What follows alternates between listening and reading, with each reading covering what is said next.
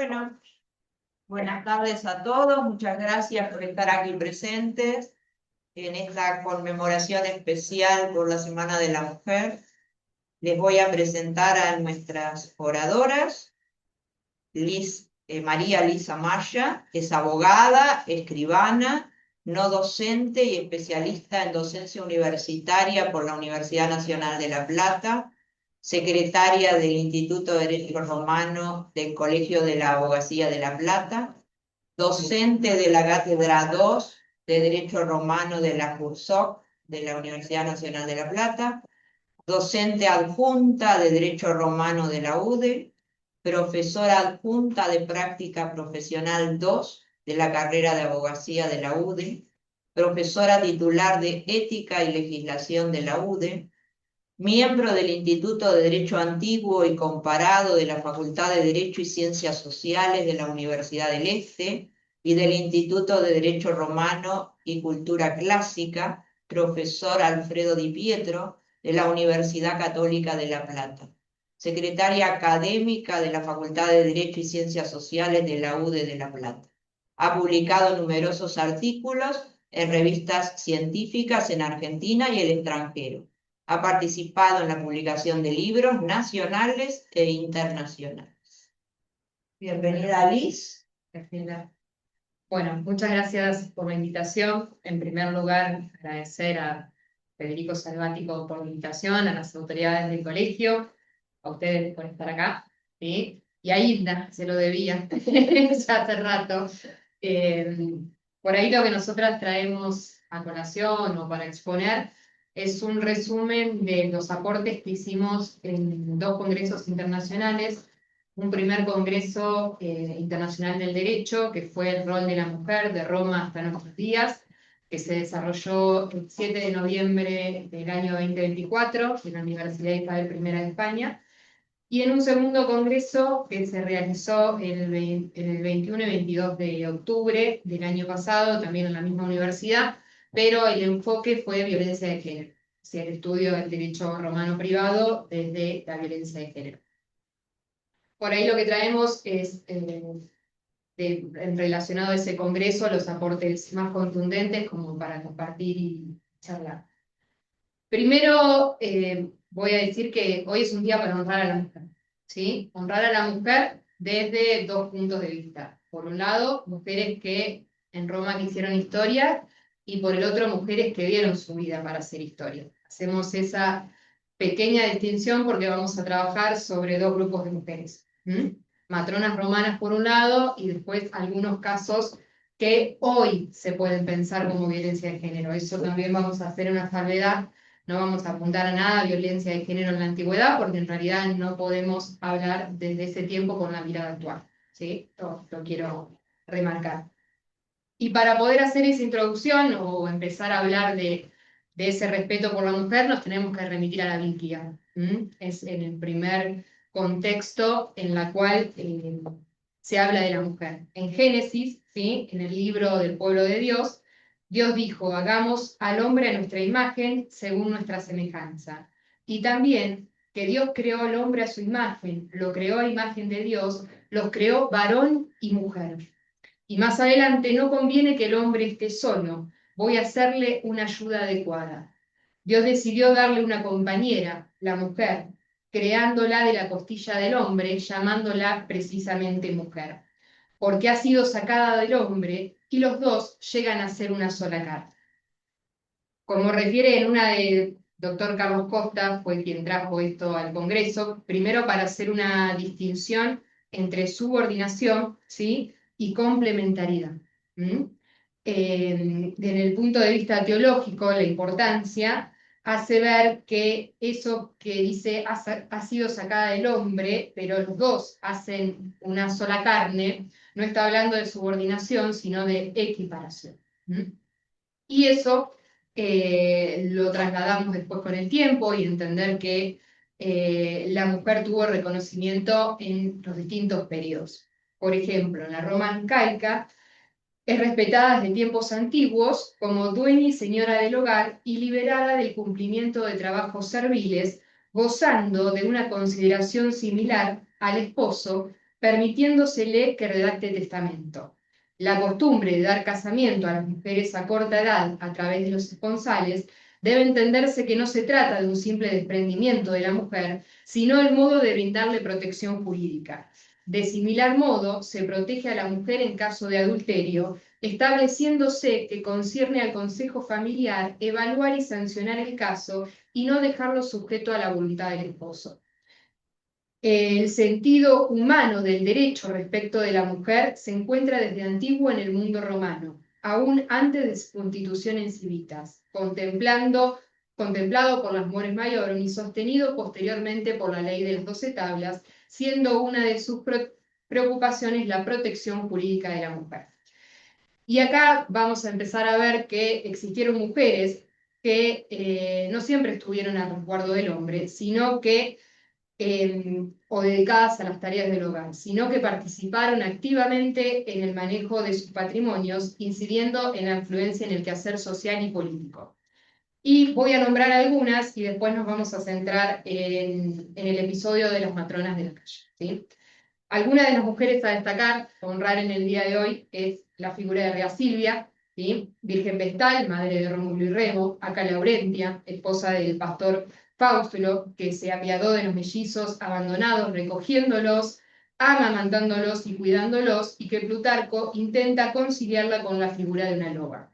Ercilia, que evitó la guerra entre latinos y sabinos, Lucrecia, que se suicida al ser mancillada por Sexto Tarquino, Cornelia, madre de los tribunos Mártines Tiberio y Cayo Graco, mujer inteligente, culta y hábil oradora, que al quedar viuda muy joven se hizo cargo de la familia y la educación de sus hijos. Integró una de las familias patricias que más se dedicó a la difusión de la cultura helénica, recibiendo en su casa a filósofos griegos y literatos, conformando un espacio cultural denominado Cenáculo de los Escitas, donde se hablaba y criticaba la actualidad y se buscaba soluciones a los problemas políticos de la sociedad.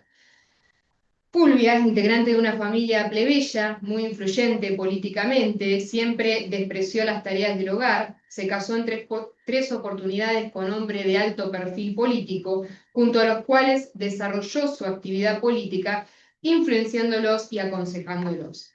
No debemos olvidar tampoco a las mujeres de Julio César, su madre Aurelia, reconocida por su belleza, gran matrona romana, pertenecía a la gens Aurelia de origen plebeyo, pero con rango consular y antepasado de varios emperadores de la dinastía Julio-Claudina. Una vez que enviudó, no volvió a casarse y se dedicó a llevar adelante el negocio familiar y vivió de la percepción de alquileres y sin apuros económicos. Terencia, esposa del famoso Marco Julio Cicerón, en cuya vida tuvo un rol decisivo en cuanto a lo económico y lo político. Si bien pertenecía a la clase nobleza, su origen es plebeyo y heredó una inmensa e incalculable fortuna a la muerte de su padre, que supo acrecentar por su gran sagacidad económica. Livia Drusila, segunda esposa de Augusto, considerada el paradigma de la matrona romana, ocupándose de los labores domésticos y de la atención de su esposo, no portando nunca excesiva joyería ni vestidos costosos, pero en cambio tuvo una participación activa en la política aconsejando a Augusto en privado, y éste dejó que le administrase sus propias finanzas, declarándola tribuna feliz. Agripina la Mayor, esposa de Germánico, hijo adoptivo de Tiberio, no solo fue una esposa fiel, sino también protagonista activa de un hecho poco usual en las mujeres, pero que impactó a los habitantes del imperio, demostrando su gran carácter cuando decidió, estando incluso embarazada, oponerse a la demolición de un puente sobre el río Rin por donde pasaría el ejército germánico, haciéndose cargo personalmente de la custodia de dicho paso, y con tan buen tino que Germánico fue el que arribó, habiendo derrotado a dichas fuerzas enemigos, encontrándose con el puente intacto bajo las órdenes de su esposa, más una gran provisión de alimentos y medicamentos. Y para resaltar, quiero tomar el caso del episodio de las matronas de la calle, ¿sí? En el año 16 a.C. Esta situación es contada por Tito Livio en su obra Décadas de la Historia de Roma. a raíz de un gran pánico y confusión reinante dentro de las murallas de Roma, sin haber sido tomada la ciudad, debido a los rumores e informaciones que hablaban de la destrucción de las tropas romanas en manos de Aníbal en la batalla de Cannas, quedando la ciudad de Roma a su merced. Al parecer, según se desprende de Tito Livio, fueron las mujeres romanas quienes ganaron las calles y exigieron respuestas sobre la situación de sus esposos y sus hijos, integrantes de las legiones romanas. La presencia de estas mujeres en los lugares públicos es una clara preocupación e inquietante contra el Senado, que produjo un claro desconcierto entre los senadores. Se hablaba de tumultus, turba, en los que habrían participado las matronas romanas, que evidenciaban una emancipación no esperada por los senadores, que se repitió poco después, según Tito Livio, cuando se debatía el modo de rescate de los prisioneros de Cannas y las mujeres se entremezclaron entre los hombres que esperaban la decisión en el foro. El episodio de las matronas en la calle evidencia que las mujeres participaban pública y políticamente, saliendo a la calle de Roma y haciéndose sentir. Ahora vamos a hablar un poco de otro lado, o la otra cara de la moneda, que tiene que ver con mujeres que hicieron historia dando su vida. Y uno de los casos que llevamos al Congreso es el caso de los Horacios, de los Curiacos, una historia también narrada por Tito Livio en su obra de la fundación de la ciudad, que da cuenta de un combate entre tres hermanos para impedir un conflicto bélico entre Roma y la ciudad de Alba Longa. Los Curiacios, hijos de Curiaco Albino, y los Horacios, hijos de Publio Horacio, se enfrentan en una batalla única. Los reyes propusieron un tratado, que cada grupo de hermanos debía luchar por su país, y quien ganase obtendría la soberanía.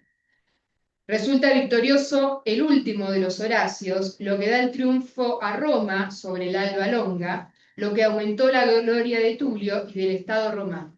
El vencedor retorna a la ciudad aclamando en gritos de alegría y alabanza por los romanos, y estaba Camila, que era hermana de Horacio, que era la prometida de uno de los Curiacos.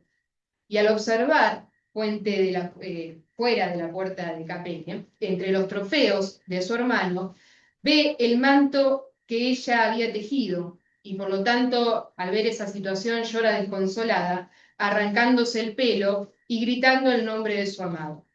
Al ver esto, Horacio se molesta, sacó su espada y apuñaló a su hermano.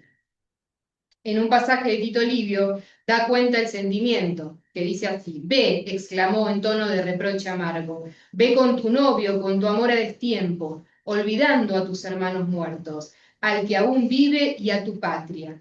Así perezca cada mujer romana que llore por un enemigo.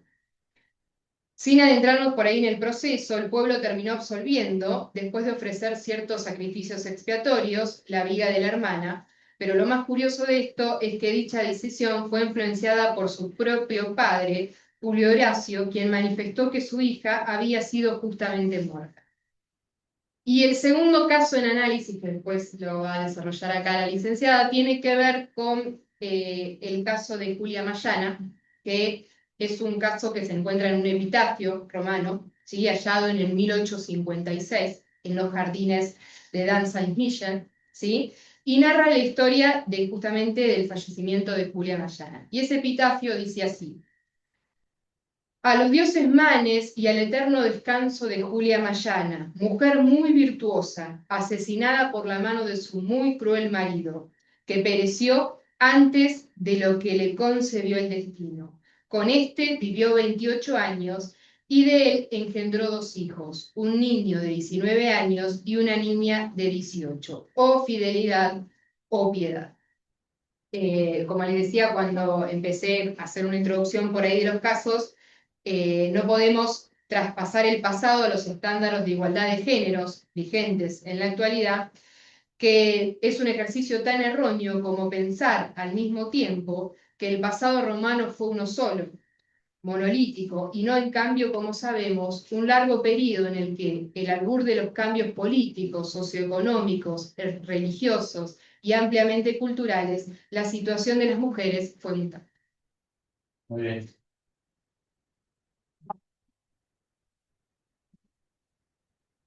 Muchísimas gracias, Liz. Ahora voy a presentar a nuestra invitada especial, Romina Ailín Urios. Es licenciada y profesora en psicología por la Universidad Nacional de La Plata. Es especialista en psicología forense y o jurídica, con tesis sobre culpa, responsabilidad y pena.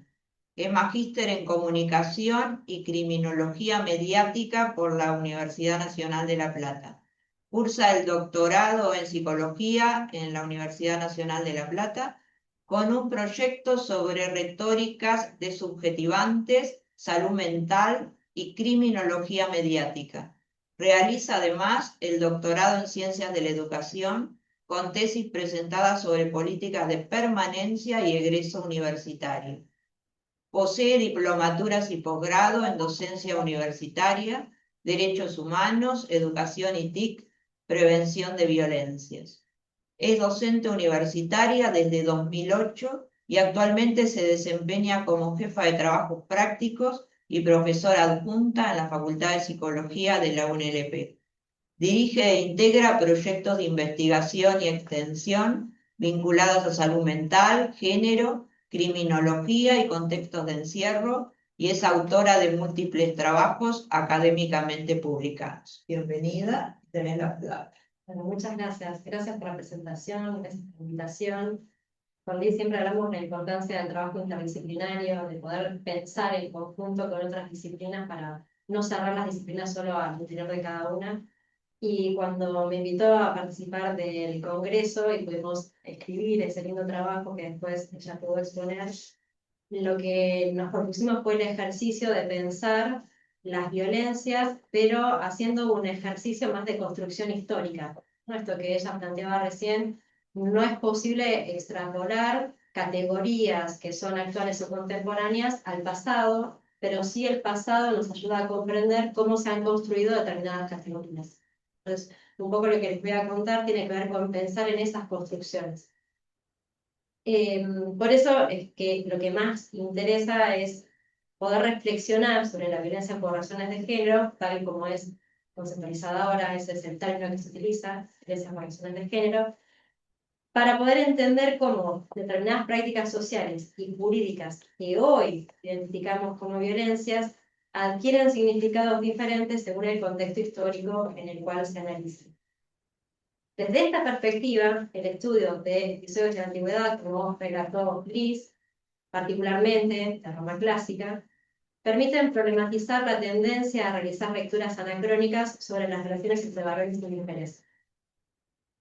En primer lugar, plantear la importancia de reconocer la historicidad de las categorías sociales, entre ellas la de violencia y la de violencia de género, y esto implica entender que los conceptos que utilizamos actualmente para nombrar y para analizar determinados fenómenos de la realidad no siempre existieron con el mismo significado ni tampoco operaron del mismo modo en otras épocas. En este sentido, el análisis de las violencias requiere necesariamente que sea una lectura situada, epocal. Es decir, que un abordaje debe contemplar las condiciones sociales, culturales, jurídicas y simbólicas propias de cada periodo histórico que se va a estudiar. Desde esa perspectiva, el trabajo que presentamos en el Congreso lo que intentó fue recuperar algunos relatos provenientes de la tradición romana, como por ejemplo de Julia Mayana, para poder mostrar cómo determinadas prácticas que hoy podrían interpretarse como manifestaciones de violencias hacia las mujeres respondían en su momento a una estructura social particular de la época que organizaba las relaciones familiares, políticas y políticas. En este marco, las mujeres se encontraban insertas en un sistema social y jurídico en el cual no eran reconocidas como sujetos de derecho como las conocemos ahora, y en algunos casos tampoco como sujetos plenamente autónomos, a excepción de los ejemplos que fue mencionando Liz, sino que permanecían bajo la tutela o la autoridad de una figura masculina, en algunos casos el pater. La organización familiar romana otorgaba a estos pater un conjunto de prerrogativas que hoy resultan incompatibles con los principios contemporáneos de igualdad y derechos humanos.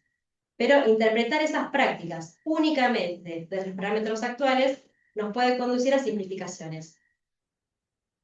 En ese sentido, tenemos que advertir los riesgos de aplicar de manera directa categorías contemporáneas a contextos históricos en donde estas nociones no existían como tales. Si bien desde una mirada actual es posible reconocer muchas de estas prácticas que implicaban desigualdades y en algunos casos formas de dominación sobre las mujeres, lo hacemos desde ahora. En ese momento no era una comprensión posible. El análisis histórico necesita considerar que esas prácticas estaban naturalizadas dentro de un sistema que así lo permitía, que era normativo y cultural, y que era diferente al de la actualidad. Este enfoque nos invita a distinguir entonces entre dos niveles de análisis. Por un lado, la lectura contemporánea o retrospectiva, que permite identificar desde los marcos actuales de derechos humanos y de igualdad de género situaciones que hoy reconoceríamos como violencias, y por otro lado, una lectura histórica situada que busca comprender cómo esas prácticas eran concebidas y reguladas en el contexto social y jurídico en el que ocurrieron. La diferencia entre ambas perspectivas es central para evitar interpretaciones que simplifiquen. Cuando analizamos la situación de las mujeres de la antigua Roma desde una mirada exclusivamente actual, corremos el riesgo de perder de vista que el orden social romano estaba estructurado sobre una concepción de familia y de autoridad distinta a la actual. En ese sistema, las relaciones jerárquicas y de subordinación femenina formaban parte del funcionamiento ordinario y cotidiano de la vida social y política. Ahora, entonces, ¿por qué mencionamos mujeres que hacen historia, o mujeres que fueron pioneras, o mujeres que estaban adelantadas a su época en la antigua Roma? Porque esta reconstrucción histórica que intentamos hacer de estas prácticas puntuales nos permite identificar los procesos de transformación de las relaciones de género a lo largo del tiempo, que no son de un día para el otro. Es como pensar que los paradigmas de Kuhn científicos son como actualmente así, como que una vez que se cambia de paradigma, cambia totalmente. Y en realidad son procesos que se dan a lo largo de la historia. Y solamente esta mirada retrospectiva nos permite pensar en una construcción, ¿no? Cómo llegamos hasta las construcciones actuales. Entonces, el hecho de que hoy podamos nombrar determinadas prácticas como violencias por razones de género, no implica negar la historicidad, sino más bien reconocer que las categorías con las que analizamos la realidad son el resultado de procesos históricos, políticos y culturales. A partir de esta perspectiva es que podemos entender las violencias por razones de género como un fenómeno complejo que no puede reducirse únicamente a conductas individuales, sino que se encuentra profundamente vinculado con estructuras sociales de poder y desigualdad.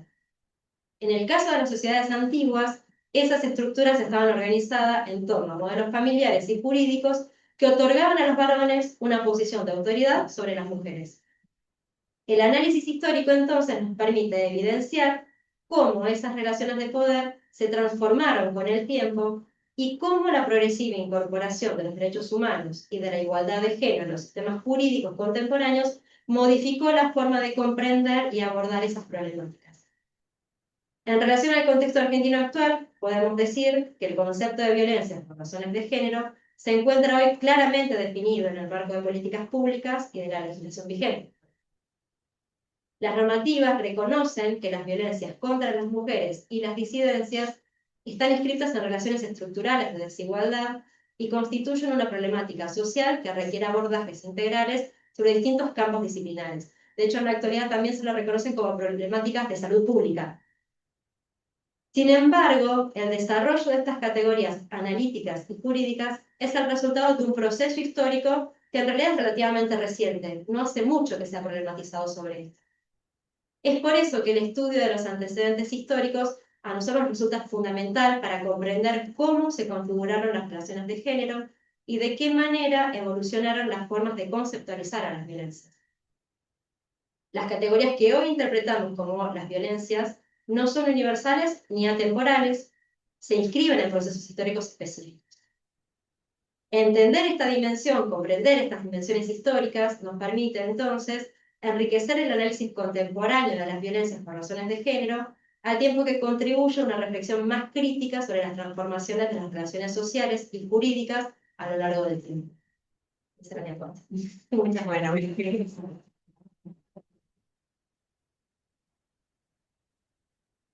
Yo escuchándolas a las chicas, bueno, primero quiero felicitarlas por la exposición, la claridad expositiva de ambas. Y bueno, reflexionar un poco, yo creo que esto tiene que ser un homenaje a la lucha de las mujeres, porque todos queremos a Roma y a nuestro derecho romano, pero no podemos dejar de reconocer, y muy bien lo dijeron ustedes, que analizar el pasado con la mente actual no se puede. Tenemos que poner nuestra mente tiene que hacerse antigua, como ya lo dijeron, para estar en ese momento histórico, como seguramente van a criticar muchísimas prácticas que hoy consideramos naturales, dentro de 100, 200 o 300 años van a decir, qué barbaridad lo que hacían en el siglo XXI.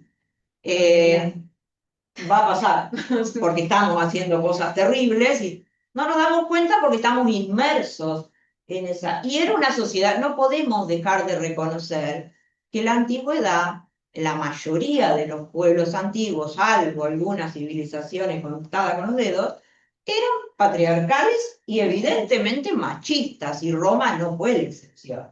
Si bien vos nombraste casos, son excepcionales, la mujer estaba bajo la tutela mulierum, o sea, no podía ser cabeza de su propia familia, podía ser sui iuri, pero nunca mater de su familia.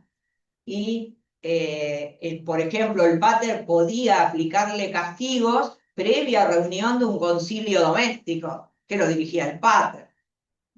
O sea que hubo en la historia de la humanidad una situación de la mujer en inferioridad de condiciones con respecto al hombre. Yo me lo pregunté muchas veces si esta posición de la mujer en inferioridad al hombre era natural o cultural, viendo otras especies donde también el macho más fuerte es el jefe de la manada. Tal vez, no tengo nada comprobado, es algo que por ahí es objeto de debate. Podría ser que el hombre, por su fuerza física, en una mentalidad primitiva, haya sido el dominante como en algunas manadas de animales, y aprovechó esa fuerza física para dominar a la mujer, porque en realidad somos una minoría, pero en número somos una mayoría. Pero antiguamente, y vos mencionaste la Biblia, hasta la Biblia es patriarcal. Dios es varón, su hijo es varón. Tal vez te esté afectando alguna, pero bueno, es mi opinión y es debatible. Abro el debate, ¿sí? No fue de un día para otro que esto cambió. Por eso creo que es meritorio reivindicar la lucha de la mujer y ver cómo van cambiando. Savigny en su escuela histórica decía que el derecho tenía que ir acomodándose a los tiempos. Y Cicerón, por ejemplo, dijo que la equidad es acomodar las normas a los tiempos que corren. Y creo que fue una gran lucha inmensa. Yo hoy les comentaba antes de entrar que yo miré por curiosidad mi libreta de casamiento del año 1983, cuando estaba la ley 2393, y decía, la mujer debe seguir al marido donde vaya. A la pucha, dije yo. Si no, no la leí, la ley en ese momento, pero capaz que lo pensaba un poco.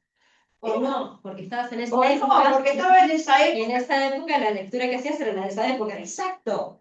Mi mente, por ejemplo, cuando yo era chica, y a mí me decían del divorcio, yo lo veía como una barbaridad, divorcio. Y después mi mente se fue acostumbrando y digo, y sí, ¿por qué no? Pero en ese momento lo veía como algo terrible. Entonces, esa evolución, ¿cómo se logra? Si nos hubiéramos quedado, si se hubieran quedado, porque yo no participé en la lucha, no me voy a rogar méritos ajenos, si se hubieran quedado las mujeres con ese rol, todavía seguiríamos. Entonces es admirable la lucha de ese grupo de mujeres que alzó su voz para luchar, para tener los derechos que todavía nos falta conquistar, pero que hay un montón. La patria potestad estaba reconocida en nuestro Código Civil de Vélez. O sea, cuando mis hijos nacieron, la patria potestad la tenía mi marido. Y si quería viajar al exterior con él, yo no necesitaba mi permiso, pero yo sí el de él. Entonces, que hoy en día haya ya no hay más patria potestad, una responsabilidad parental compartida, es un logro, pero que me parece que demandó que un montón de mujeres alzaran su voz y reaccionaran frente a una sociedad que les decía que estaba bien el patriarcado, avalado por la religión, la sociedad, las costumbres, y se rebelaron contra ello. Entonces mi admiración, tal vez no al extremo, yo no soy una feminista extrema, a mí me gusta hablar del ser humano y de la igualdad del ser humano. No voy a dejar de reconocer que el hombre tiene más fuerza física en general que la mujer, y por eso me parece muy bien que la ley proteja a la mujer contra la violencia de género, porque está en inferioridad de condiciones, pero también me parece que esa situación de vulnerabilidad física todavía debería extenderse a un montón de otros sujetos de derecho que están en inferioridad de condiciones. Y me parece que la ley, esto lo dejo abierto al debate, la ley también tendría que ser más inclusiva con el tema de proteger al débil. También tendrían que tener una sanción más rigurosa quien ataque a un anciano, que también es más débil que un hombre joven, a un niño. Entonces, yo creo que hay un montón de cosas que todavía tienen que persistir en esa lucha a la que reconozco que es admirable. Yo no participé en esa lucha, yo crecí en una sociedad patriarcal, me adapté a esa sociedad patriarcal, pero hoy celebro, tal vez no el extremo, pero sí celebro que la mujer ahora tiene derechos políticos, porque vos decías, sí, la mujer participaba en Roma, pero nombrame una mujer cónsul, una mujer pretor, una mujer cuestora, el más bajo rango no la tenés. De los colegios sacerdotales tenemos el de las vestales, no podía ser sumo pontífice la mujer. Entonces sí había todo ese logro que hoy podemos valorar como, sí, se adquirió, que la mujer pueda ya votar, fue un logro impresionante. ¿Y qué éramos? Discapacitadas. Nos trataban como seres que necesitábamos protección, porque la mujer, según los romanos, tenía un carácter débil y manipulable, por eso teníamos que tener. Y de todo modo, cuando se establece el instituto de la habilitación de edad, hay una contradicción, porque el hombre lo habilitan de edad a los 20 y a la mujer a los 18. Ahí supongo que debe ser un error de la legislación romana. Pero ¿cómo? No éramos menos capaces y después la habilitación de edad. Pero sí celebro el logro, lo dejo abierto acá al debate de los presentes, pero quiero poner énfasis en que sí, Roma fue una sociedad machista como tantas del pasado, no fue la única. Pero en Egipto, por ejemplo, había faraonas, y en Roma no. O sea, yo valoro muchísimo todas estas interpretaciones, pero a la pobre esta novia del Curiacio la mataron y vos misma dijiste que el padre aceptó la muerte de la pobre chica y después le hicieron una viga de lado a lado porque flor de castigo le dieron. Lo dejo al debate del resto de los presentes. Bueno, yo primero quiero, si me cede la palabra, mira, lo primero quiero agradecer, la verdad que fue muy interesante, para mí fue muy enriquecedor también, y creo que es la primera actividad que realizamos en el marco de la Semana de la Mujer. Sí, Seguramente lo iremos liderando en los próximos años, estaría buenísimo. Y me parece que es una temática, no por su complejidad, el tema digamos, cómo situar históricamente el debate, particularmente este debate, es necesario, claramente, porque si no lo hacemos, si no profundizamos en los orígenes históricos, tal vez ante nuevos movimientos, los famosos recursos de la historia, nos veríamos en la necesidad de volver a justificar ciertas, llamémosle, conquistas, ciertas modificaciones estructurales y normativas que ponen de alguna manera en equilibrio ciertas disparidades históricas en la relación de género. Entonces, me parece que es fundamental acudir a las raíces y valorar esta, este reconocimiento de la problemática como una real evolución, como para consolidar estas conquistas, que todavía no son completas, pero sí son importantes, para que ciertas voces que hoy en día se escuchan eh, no, digamos, no alcancen como para ir hacia atrás en las conquistas que se han obtenido. En ese sentido, una de las cosas que dijo Hilda, ya yendo un poco más a la sustancia de la exposición y del tema, algo que dijo Hilda me sonó y me hizo recordar algunas enseñanzas que tuve de algún profesor de historia, muy buenos profesores que he tenido. Algo respecto de esta dicotomía entre la naturaleza y la sociabilización, respecto de la justificación de un rol sobre el otro, de una supremacía, de una supuesta supremacía. Este profesor decía que, situándolo en términos cronológicos, la historia de la humanidad es muy chiquita. Es decir, podemos hablar de historia técnicamente desde la escritura, básicamente. Estamos hablando, bueno, ahora resulta que dicen que es un poco más antigua, yo discrepo un poco, pero me parece que estamos hablando aproximadamente de 6.000 años. Y hay seres humanos, Homo sapiens sapiens, es decir, nuestra especie, desde por lo menos hace varios cientos. Y si bien no soy un experto en antropología, entiendo que las sociedades matriarcales también existieron y durante lapsos muy prolongados, y diría que superiores que las patriarcales. No creo que pueda justificarse un enfoque biológico para justificar una predominancia de un género sobre el otro, el género masculino sobre el femenino, porque entiendo que no se encuentra una justificación digamos, en los hechos, porque si uno dice hay sociedades matriarcales que llevaron cientos de miles de años. Pero desde la constitución de los estados, sí. En los últimos, pero por eso yo decía, volviendo a De 3.000, 4.000, 3.000 estamos años hablando antes de de 4.000 años para acá, y estamos diciendo, hay seres humanos, cientos de miles de años, Sí, sí. tampoco existiría una declaración biológica en esa justificación de la aspiración científica de una supremacía sobre otra. Y que en ese marco tampoco las estructuras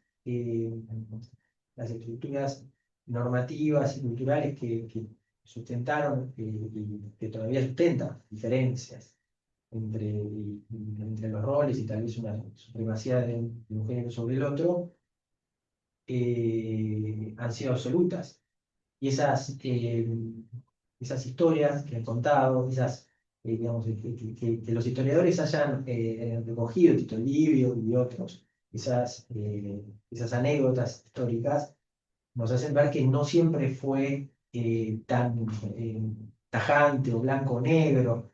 Yo recuerdo que hemos hablado en algún otro evento sobre la Cinaria de Plutarco, y cómo la mujer en esa comedia llevaba las riendas de la familia, y cómo el marido no sabía cómo lograr hacer que su hijo tenga dinero, y bueno, y se confabulaba con sus esclavos para engañarla y para tomar el dinero. Bueno, eso también nos hace ver que si eso les causaba gracia a los romanos era porque lo veían, Es lo que era porque existía. Héctor Lázaro, nuestro Claro. antiguo titular de cátedra, siempre decía que en la sociedad romana el hombre mandaba en la política, pero la mujer mandaba en la casa. Claro.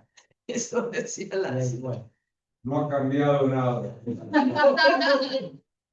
Eso me quedó. Hablas por experiencia propia. Ah, Así que bueno, Hay un aporte testimonial acá. Me pareció interesante esto. Perdón, no, al contrario. pero hay dos cosas que me hacen un poco de ruido. A ver. La primera es esta cuestión de que la condición de la mujer en cuanto a su situación sometida a la tutela o a la patria potestad, era por su condición de mujer. No era por su condición de mujer, era por la estructura familiar. Sí. Porque la misma condición estaba un hijo varón. Y este hijo varón estaba en la misma condición que estaba su madre, que estaba su hermana. Pero ¿por qué no era una mater la que estaba arriba? ¿Cómo? ¿Por qué no era una mater la que estaba arriba? Porque la opción era o una mater o un pater. Ahora, la cuestión es la siguiente. Vos acabás de decir algo interesante. La protección del débil. En ese tipo de sociedad se entendía que el débil era la mujer y necesitaba una protección mayor. Y la tutela estaba destinada justamente a eso, a permitirle a la mujer que realizaba negocios y al negocio le resultaba perjudicial, pudiera, o mejor dicho, necesitara para evitar que el negocio les fuera perjudicial, una tutela. Ahora, la mujer, en ese caso, yo hablo de debilidad física de la mujer, no mental. Si No, necesitaba. lo que pasa es lo siguiente. La otra cuestión que está sobrevolando es cuando hablamos de igualdad. No podemos hablar de igualdad en un término absoluto porque somos distintos Sí, sí, y necesitamos cosas distintas. sí. Ojalá los hombres tuviéramos la intuición que tienen las mujeres. La forma de acceder al conocimiento que tienen las mujeres a través de la intuición. Nosotros necesitamos racionalizarlo más, buscarlo más. ¿Por qué? Bueno, porque es así. Y originariamente el tema era, la mujer, estamos hablando de los cavernícolas, cargaba con los elementos de la familia y demás, porque el hombre tenía que estar en condición de poder repeler el ataque que le podía venir de la naturaleza o de otros hombres. Y ahí es donde se genera. Ahora, esto no quiere decir que estemos avalando una condición de menosprecio o, digamos, de desigualdad con la mujer. Pero no somos iguales. Ustedes están acá. ¿Necesitaron un cupo femenino para estar acá? No les hizo falta, porque tienen las condiciones necesarias para hacerlo. Que por ahí el medio, eso que se llama el machismo, lo que sea, les hace más dificultoso, sí es real. Es real. Pero no necesitan el cupo para eso. Y si no, miren desde el punto de vista de lo más absurdo que podemos hablar de la política, fíjense, en los últimos 30 años de nuestro país, ¿quiénes han tenido la voz cantante? En el legislativo, en el ejecutivo, en los municipios. O sea, la mujer cubrió durante mucho tiempo en nuestro país la necesidad de educación. Y la que educaba era la mujer. Y en la casa la que educa es la mujer. Y la que transmite las costumbres es la mujer. Y ahí es la otra cosa que me hace ruido. Cuando hablamos de las conquistas. Conquistar significa pelear. Y pelear significa tener un enemigo. Ah, no, Y no. acá no se trata de eso. No. No se trata de eso. Acá lo que se trata es de luchar para lograr una determinada situación que no traiga menoscabo, que no traiga, en razón de el sexo, la religión, el color de la piel, lo que sea. Por eso yo dije, hay muchísimos débiles que hay que proteger, no solamente la mujer. Es por lo que pensé. Claro, y no es una lucha, o sea, la lucha es no contra el hombre. La lucha es contra. ¿Sabés qué pasa? ¿Sabés qué pasa, Elena? que a veces perdemos la visión de eso. Sí, eso Es- por eso entonces, yo hoy dije, yo Por no eso, soy por eso feminista. estoy diciendo. Exacto. Sí, Ustedes, perdónenme, totalmente de acuerdo. ustedes, eso que dijeron recién de la historia, y de que tenemos que ponernos en el lugar, háganlo también conmigo. Yo vengo de otro milenio, vengo de otras costumbres, vengo de otros valores. Para comunicarme, avisando que había aprobado o había salido mal la materia, tenía que mandar un telegrama. Y ahora resulta que en 2 minutos me comunico con cualquier parte del mundo. Si hay una generación que ha sufrido el cambio y la ruptura de manera más adulta que esta, no lo entiendo. No creo que la haya. Entonces, entiendan que esto que me pasa a mí, a mi generación, digamos así, requiere todo un tiempo, como decían muy bien ustedes, decían, no es un proceso, pero los procesos corren el riesgo de desvirtuarse cuando las razones y los fundamentos de ese cambio pasan a estar en el lugar equivocado. Y son utilizados tan mal como eran utilizados los otros. Yo creo que a lo mejor esto no es lo que ustedes querían escuchar. Esto es un debate. Es lo que viene de la historia. Es un debate. A mí me parece que la mujer no tiene que estar contra el hombre, tiene que reivindicar sus derechos para tener igualdad de derechos con el hombre. Tiene que reivindicar su condición, sus valores de mujer. Creo que Ese es lo fundamental. no sé si están en desacuerdo. Los más jóvenes. Lo que pasa es que es muy difícil porque la lectura tiene que ser en clave histórica y en clave de construcciones. Cuando recién hacías referencia a la mujer en el rol de la que educa, la que está en la casa, la que transmite los valores, eso también fue lo que llevó a la casa de brujas. Digo, quien lea el Malleus Maleficarum, ahí está justamente, yo leo el Malleus Maleficarum de Crowley Sprenger y me veo reflejada en la mujer a la cual describen. ¿No? Todo lo que dicen es la mujer.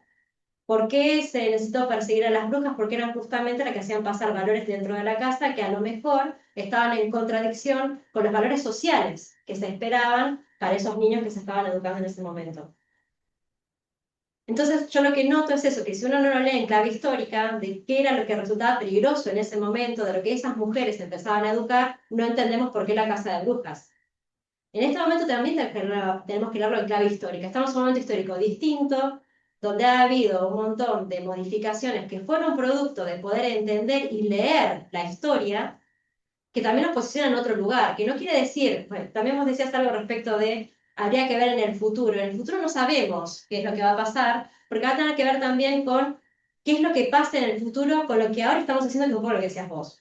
La clave siempre es en lectura histórica de ese momento particular y con la construcción que se está haciendo. Que va a haber errores, va a haber, obviamente. Con el diario del lunes todos sabemos todo, ¿no? Pero la idea es justamente, es muy complejo poder pensar o justificar o dar pautas de qué hubiese pasado en el pasado, cómo era el pasado, desde la lectura que hacemos ahora. Con todos los trazamientos, las lecturas que tenemos, los estudios que hemos hecho. Es muy complejo. Y ahora el varón está mucho más involucrado también en la Todos sabemos que la historia, según quien la cuenta... Exactamente, ¿cuáles son los textos que leemos? ¿Quiénes lo escribieron? ¿En qué momento lo escribieron? Digo, yo leo ahora los textos de Freud, con los cuales yo me formé. Era el machismo del patriarcado, pero en ese momento no existía el patriarcado. La mujer estaba incompleta. Entonces son lecturas que uno también tiene que poder leerlas y claro de qué es lo que pasa ahora. La mujer de la época de Freud era la mujer victoriana que estaba reprimida en el hogar y demás, y Freud leyó eso en ese momento. La mujer ahora es otra, yo no puedo salir a atender pacientes como las atendía Freud. Entonces uno tiene que poder hacer la lectura histórica a la luz del momento actual, lo cual también es muy complejo, porque tenemos que hacer toda esa construcción hasta llegar ahora. Entonces, a mí, por eso me complica un poco, yo me decía, hacer aportes. Y es muy complejo porque hay que leerlo en términos de ese momento, ese recorte, esa foto que tenemos, pero los conocimientos que nosotros tenemos no son de ese momento, son de todos los atravesamientos que tenemos hasta llegar ahora. No es tan fácil. Pero por eso es admirable cuando una persona metida dentro de una sociedad que le inculca valores, reacciona frente a estos valores y dice, esto no está bien, yo tengo que cambiarlo. Sí, Ahí está el mérito. sí, Porque si la mujer se hubiera quedado con lo que la sociedad todavía estábamos en el patriarcado, en la patria potestad y seríamos alien y iuris. O sea, hubo un grupo que se rebeló contra lo que... pero frente a esas rebeliones de las mujeres viene la contraofensiva de Exacto. intentar acallar. Exacto. Por eso ahí viene lo que hablábamos de la lucha. O lo que pasó el 8 de marzo. Exacto. Digamos, cuando vienen las luchas de las mujeres que alzan la voz, viene la contraofensiva. Y porque nadie quiere que le saquen una situación de privilegio. Sí, es muy complejo. Pero no es la lucha del hombre contra la mujer, No. sino en todo caso determinados grupos que se encuentran en una posición menos privilegiada que intentan modificar esa situación. Muchos hombres Y reconocen. muchos también están dentro del patriarcado, digo, Sí, no es, muchos no es de las mujeres contra los hombres. Incluso hoy en día, por eso yo también traía el concepto de disidencias. Digamos, las disidencias sexogenéricas que tenemos en la actualidad también son grupos que se encuentran dentro de las minorías que luchan por derechos y que no son mujeres. Sí, hay un montón de grupos que todavía tienen que reivindicar derechos, un montón de minorías, no solamente las mujeres.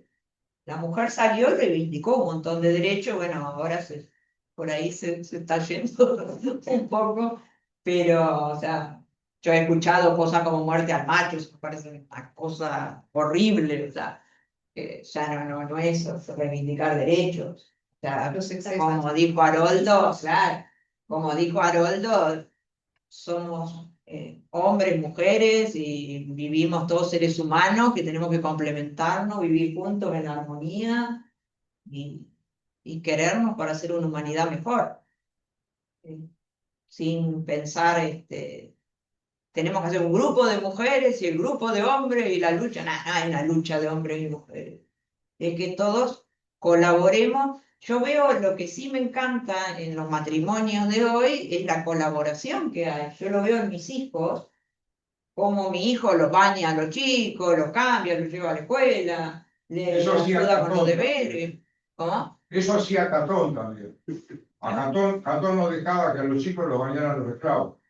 Los Que bañaba bueno, un revolucionario para su época. No, justamente. Bueno, pero en Era, ese era sentido el más sí. conservador. Pero y en el ese, profe era Catón. pero en ese sentido sí. Pero quiere decir que si él, que era el más conservador de Roma, se ocupaba de bañar a sus hijos, ¿qué harían los otros?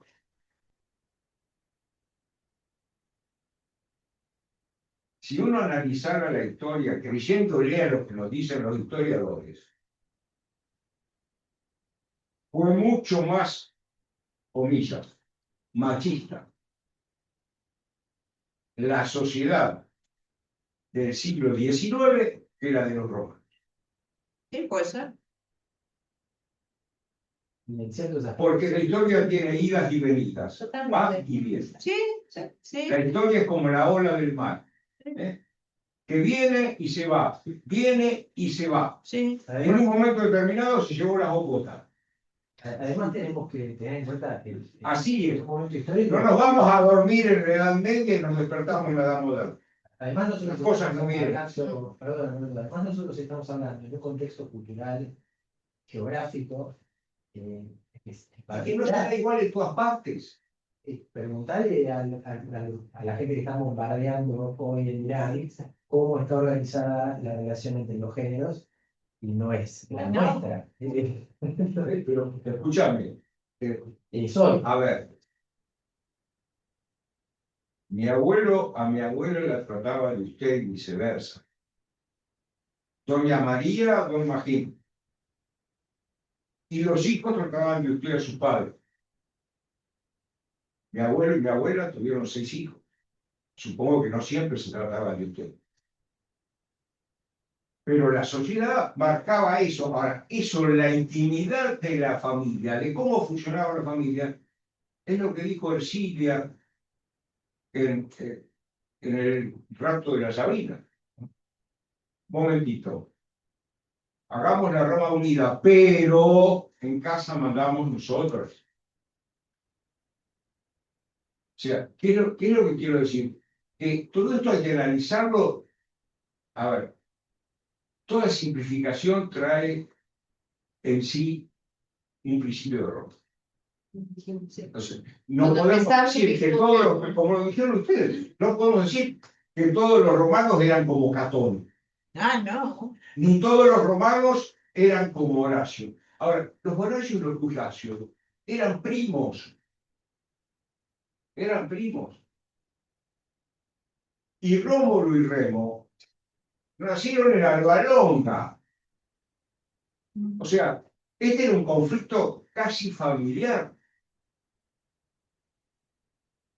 Estuvo gobierno de Horacio y, evidentemente, ninguno podríamos decir hoy. Claro. que estuvo bien. Hoy. Ahora, ¿cómo se interpretaba en ese momento? Traición a la patria. Perduelo, uno de los pocos delitos públicos de Roma. Y el padre tenía que aplicar la sanción de acuerdo a lo que mandaban las costumbres. No es que estuviera contento don Horacio justificando la muerte. Pero, es decir, condena a su hijo, pero es el pueblo de Roma el que lo libera. O sea, quiere decir que la mentalidad de los romanos estaba en liberarlo a este hombre porque lo interpretaba desde el punto de vista de lo público. Desde el punto de vista de lo público, ¿qué es? Y lo que a todos nos conviene, lo que a todos nos interesa, lo que a todos nos afecta, lo que a todos... Entonces, si nosotros permitimos que esto, que es un acto que es traición a la patria, un delito público, Es que las personas en Roma vivían para el Estado, o sea, no vivían para su felicidad, tanto para su felicidad personal.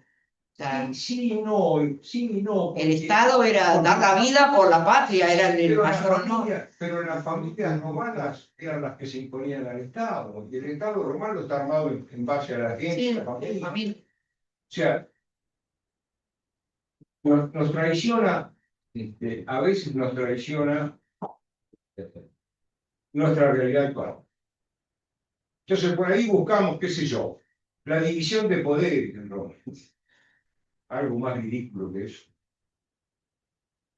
Un invento de Pampa hace 2 siglos. Sí, de Montesquieu. Entonces, ¿qué es lo que quiero decir? Quiero decir que a veces nuestra mentalidad, creada incluso a partir de esas mujeres y hombres que en un momento determinado dijeron, esto así no puede funcionar, esto tiene que cambiar. También esto tiene que cambiar porque la mujer ha cambiado y ahora pide, ahora exige. La sufragista, qué escándalo, salieron a decir que querían votar la señora. Pero eso fue en el siglo XIX, XVIII. En Roma, ¿quién votaba en Roma? No solo las mujeres no votaban, casi nadie votaba. Los comillos estaban estructurados de una manera muy particular. Entonces nosotros que pensamos en elecciones, voto individual, Roma, voto individual. Todo eso nos tiene que hacer pensar que cuando analizamos estos hechos, tenemos que tener muy en cuenta lo que dijeron ustedes. Tenemos que tener muy en cuenta las realidades a las que estamos analizando. Si las analizamos con nuestra visión de hoy, seguramente nos equivocamos. Yo a los chicos en clase, cuando les digo esto, les pongo un ejemplo. Imagínense que un romano les pregunta, ¿qué hacen ustedes con los delincuentes peligrosos? Bueno, cuando conseguimos que haya un juicio, que los metan presos y los mandamos a la cárcel, los mandamos para su reeducación, reinserción, lo cual está perfecto. Ahora, si el romano nos pregunta, ¿y qué resultado les da? Y bueno, el índice de reincidencia no nos ayuda mucho. Entonces por ahí el romano va a decir, yo lo sigo marcando con un fierro en la frente. Porque así el que lo ve venir sabe que este es peligroso. Una enormidad. Yo no estoy diciendo que esté bien, pero estoy diciendo, bueno, por ahí el romano Sí, a los está fines viendo la prácticos. realidad desde otro punto de vista, conforme su realidad, su historia, su forma de vida. Esto de marcarlo en la frente se terminó con el cristianismo recién. Ahora dijeron, no, el hombre es imagen de Dios, no se lo puede marcar, porque se arruina la imagen. Al menos en la Y cara. muy interesante la cita bíblica. Es de Carlos. Es de la costilla, ¿Sí? Sí, no es ni del pie, de la justicia. ni de la mano, ni de la cabeza. Es de la costilla, porque es igual. Igual en dignidad me refiero. Pero claro, también ahí tenemos otro problema. Si nosotros analizamos los textos de la Biblia o de los Vedas o de tantos otros, con una mentalidad racionalista, estamos perdidos. Porque no se analiza un poema pensando si lo que dice el poema es real y es así. Danubio azul y es más marrón que el río de la Plata.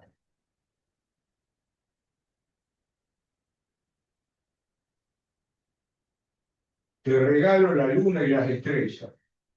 Tráemelas envueltas con una cintita. No, evidentemente. Si nosotros hacemos eso con los textos, con la historia, con la Biblia, estamos perdidos, no entendemos nada. Es difícil entenderlo haciendo todo el esfuerzo, pero ahí es donde viene la importancia de destacar la diferencia esencial.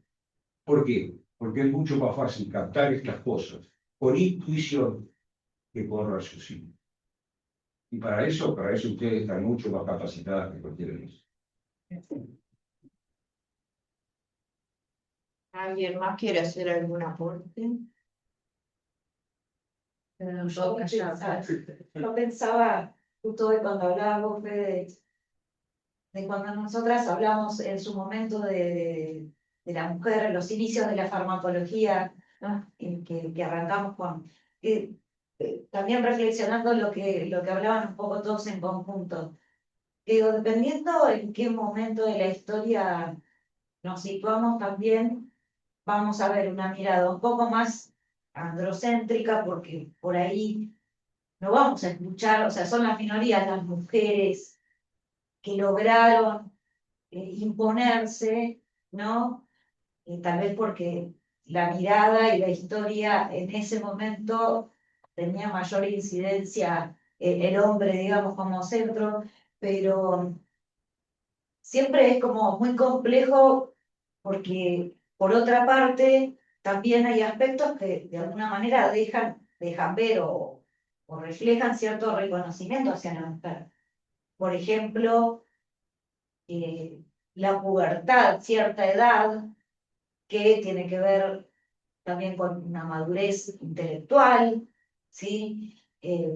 También, si nos remontamos a la historia, al origen de la humanidad, los roles que tenía la mujer, o la recolección, digamos, es como que por momentos lo que se busca es un poco la equiparación, esto de distribuir, como hoy hablaba Silvia, de que hoy se ve un poco más reflejado en los roles un poco más compartidos entre el hombre y la mujer, pero porque también la realidad cambió.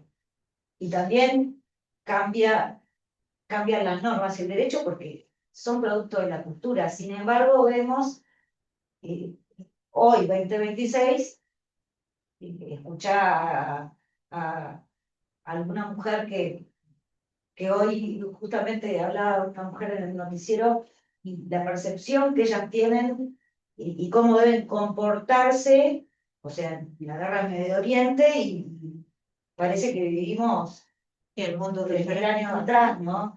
Entonces también es bastante complejo. el análisis. Y justo te escuchaba cuando hoy mencionabas los paradigmas de Kuhn, que yo digo, bueno, siempre surgen porque rompen con el anterior, ¿no? En este caso no es Como así. lo emergente, y acá, bueno, la mujer no es que se reemplaza, y la mujer sigue siendo, digamos, más allá de lo que nosotros vemos con el correr del tiempo, y, digamos, pero no podemos pensarla aislada, digamos, porque eh, tenemos que meterla en un contexto y por eso también nos resulta a veces contradictorio que vemos, bueno, como en esta parte de la historia vemos algunas cosas en las cuales tenía influencia y en las otras no. Y yo justo hoy pensaba, brujas, sí, pero muchas de estas que eran tildadas de brujas también le encontraban la panacea a una enfermedad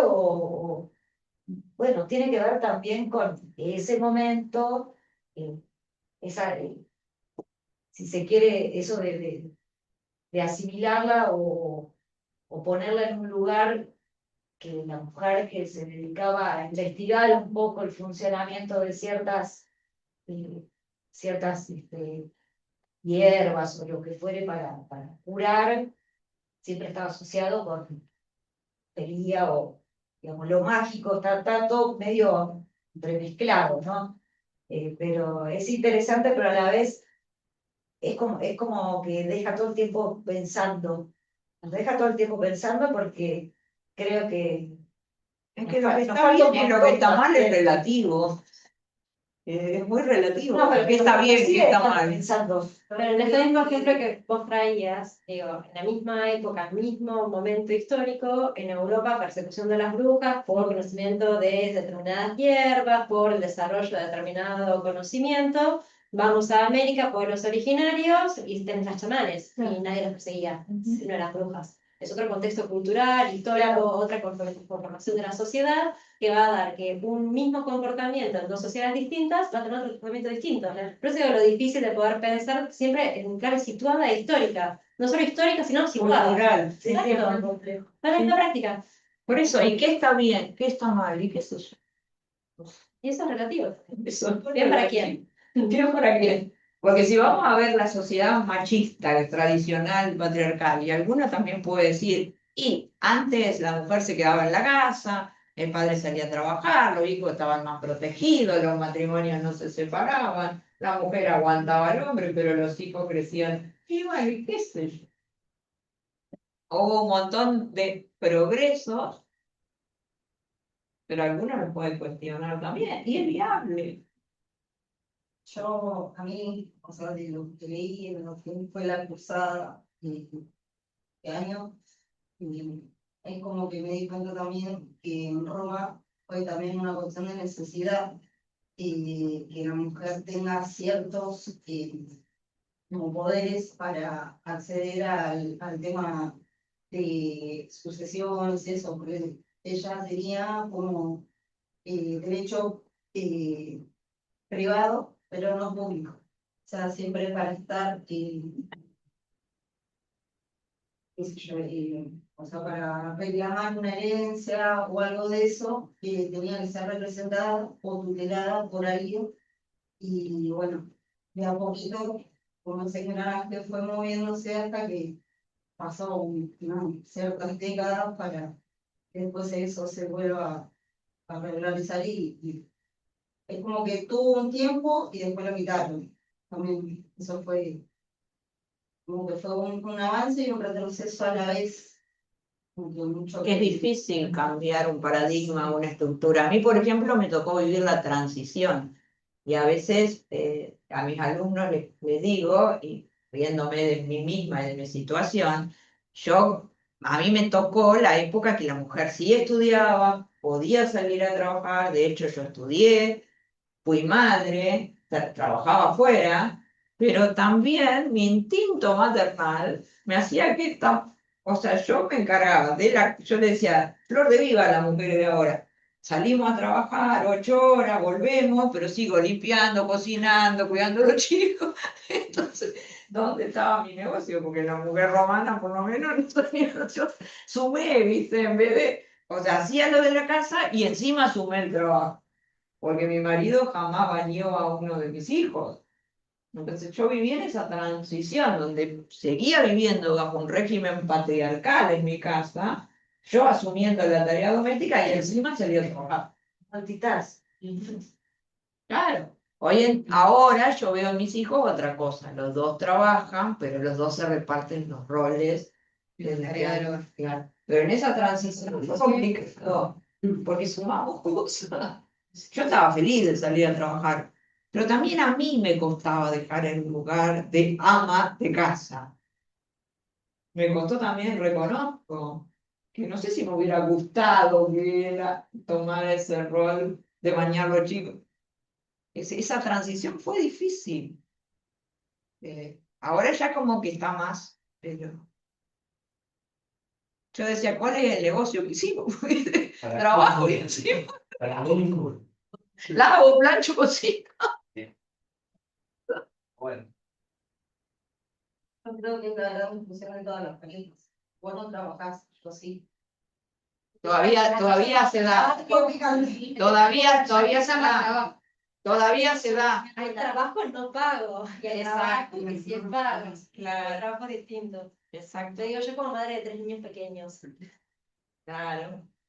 Pero viste que en la mujer que trabaja y están, se suman cosas. ¿Sí? Yo tengo para renegar todas las edades, 15, 11 y 4 años. Ah, bueno, estás completa. Estás completa. Sí, todavía seguimos. me parece que Pero bueno. Muchos varones de hoy han sido criados por madres de una sociedad machista. ¿Sí? Todavía repiten eso. A mí, por ejemplo, me encanta ir a la casa de mi hijo y ver cómo lo bañan, pero porque no se criaron con una madre, aunque la madre lo hacía y no el padre, ellos cambiaron. O sea, ellos pudieron por ahí. cambiar ese. Y espero, bueno, que siga, porque es re lindo ver eso compartido, que los dos trabajen, los dos se complementen. ¿Qué nos deparará en el futuro? Nos queremos al cuidado de robots. Es lo más probable. Es terrible como está. Sí, es probable. Eso sería una deshumanización, pero no sé. Los robots a veces te hablan, yo a veces consulto con la guía y no puedo creer la respuesta que me da. Yo juro que el chat GPT le pregunté y me contestó de una manera y le pregunté, ¿cómo puede ser que una máquina pueda hablarme con esos sentimientos? Y me contestó, los sentimientos con que te hablo están en vos, no en mí. Es un poeta. Pero me vienen a hablar con el chat GPT. Reconoció que no, claro, reconoció que no tenía sentimientos, pero estaba atribuyendo. Exacto. Yo le pongo siempre, hola, por favor, ¿me explicarías esta cosa? Y después, gracias. Sí, sí. No, pero es increíble, parece un humano como te habla. No es para mantener mi humanidad. Yo lo hago para mantener mi humanidad. Es increíble, yo no puedo creer. Es tremendo. Mi hijo me dijo, tené cuidado porque es demasiado, o sea, trata de agradar. Entonces Claro. te va a dar siempre la razón, Bueno, es como- te va a adular. En cierto aspecto es como un ser humano. Por eso, llama la atención. Viste que Me trata re bien. decían que los jerarcas, o sea, que Estados Unidos con el tema de la guerra y demás, habían planteado seriamente la preocupación de que se estuviera utilizando indiscriminadamente inteligencia artificial para la elección de los blancos y demás. Pues claro, parece que la cosa se empezó a utilizar porque había, digamos, lo que tienen para interceptar son muchos menos de lo que les mandan. Entonces hay que elegir, porque mandan uno bueno con 3 o 4 drones que... Entonces, la inteligencia artificial, de acuerdo a los datos, elegía cuál blanco tenía que ir. Entonces, los los jefes del Estado Mayor se oponen a la utilización de esa manera, dicen, porque de esa forma van a terminar eligiendo blancos, que por ahí puede ser como pasó, me acuerdo. Claro. Bueno, pero esos también hay algunos autores que hablan que son estrategias de desresponsabilización de los estados, porque le dejan a los drones la responsabilidad de definir cuáles son Claro. los blancos. Entonces, en ese caso, fue el dron, nosotros no tuvimos nada que ver, la inteligencia artificial se equivocó. Es una estrategia de desresponsabilización de los La culpa estados. es de la ellos. Bueno, Ellos decidieron usar. sí, pero El problema eso se es usa en los estados. cuando confundimos lo que son medios Ujú. que dependen de cómo se las utiliza Sí, y, digamos, partimos de la base de que el medio se transforma en un fin en sí mismo, ¿no? exactamente. Entonces, Sí. ese es el riesgo más grande que tenemos, no solo en esto, y el otro es el relativismo de las cosas. Vos ahorita decías el tema de los valores, y ahí está peligroso el tema, porque lo que está bien y lo que está mal está mal. Entonces, ¿Quién define eso? entonces Tema de otra jornada. Sí, otra persona. Es complicado. Entonces, a ver, cuando esto se aplica a cuestiones que son instrumentales, puede ser relativo. Pero respecto a otras Ah, no, hay valores que son cosas, indiscutibles. otras cosas no. No, obvio, el valor de la vida, todo eso son Porque, valores universales. sí, sí, yo diría que son los únicos que son realmente valores, porque los otros son, digamos así, las conveniencias de un momento determinado establecen como valor. Y eso cambia, porque cambia la sociedad, cambia la cultura, varían muchas cosas. Pero el riesgo que corremos, y ese es un riesgo grande que corremos los que estamos con las cosas del derecho. Cuando confundimos que lo que es justo es lo legal. Claro. Y lo legal lo hacen un grupo de personas con intereses personales y partidarios o sectarios de diferentes categorías que mañana cambian y resulta que esto ya estaba bueno, ahora no está tan bueno o está peor. Y entonces ahí es donde está. Una cosa es la justicia, lo que es justo y lo que es injusto, y otra cosa es lo que en un momento determinado la ley determina como conveniente para o lo... Bueno, Platón se preguntó en su época qué era la justicia. Y Trasímaco decía, la justicia es lo que determina el más fuerte. Por ejemplo. A veces pasa. En la práctica, no es eso la Ahí es justicia. donde está el otro- No es eso la ahí justicia. es donde está el otro problema, que es la corrupción del lenguaje. Cuando denominamos justicia, lo que no No es, claro. Es lo que vemos como justicia. O sea, Sí, sí. muchas veces sí, dice esto es justo el que tiene el poder y lo tenemos que aceptar porque es el poder, pero no es en esencia la justicia. Claro. Y ahí es donde está el tema de cuando nos entretenemos estudiando derecho romano, las instituciones de derecho romano, la comparación con el derecho romano actual, cuánto hay, cuánto no hay, cuánto queda y cuánto no queda. Y nos olvidamos de lo que es el espíritu de la cosa. Porque claro, si nos ponemos a estudiar las instituciones, la propia familia romana, 14 siglos, vaya, se cambió, ¿no? Cambió hasta la forma de parentesco. Entonces, cuidado, tengamos cuidado con estas cosas, ¿no? Porque a veces nos entusiasmamos. Nos entusiasmamos, sí, sí. O sea, el derecho romano era perfecto, y no, si lo estaban cambiando permanentemente. Permanentemente. Ahora, lo que sí era bueno era la metodología para hacerlo. Sí, la labor del pretor fue Ahora, impresionante. la metodología, yo te diría más que el pretor, porque el pretor es un político. ¿Y el político en qué se basa? En lo que es el poder. Sí, El poder. el poder. En cambio, el jurisprudente Sí, en la autoridad. Tiene autoridad, ¿por qué? Porque sabe, por eso. porque conoce la realidad. y encuentra una respuesta que es adecuada a esta realidad. Y a veces lo perdemos de vista. Y nos entretenemos. ¿Qué decía el edicto del pretor? ¿Qué me importa? Si cambiaba cada año. Sí, cambiaba. Bueno, pero eso hacía que el derecho se movilice. En forma práctica, cambiaba. Pero sí, pero ¿quiénes eran los que justamente lo hacían de manera adecuada? Los juristas, no eran los políticos, no eran los comicios, no eran las leyes. ¿Cuántas leyes hay en derecho romano? ¿De derecho privado? Un puñadito. Pasa que la jurisprudencia romana floreció con la jurisprudencia clásica después. La clásica, la que nos dicen que era la clásica, porque después cuando la acomodó Justiniano, cayó solo.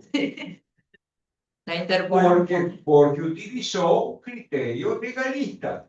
Claro, Yo estoy haciendo una legislación, tiene que ser tiene que coherente, encajar. no puedo tener cosas que sean incoherentes, por lo tanto, lo que no es coherente, quemen los libros. O sea, no sea cosa que alguno se avive de que esto puede ser mejor de otra manera. La política, la ley. Pero acá me da miedo decir esa cosa.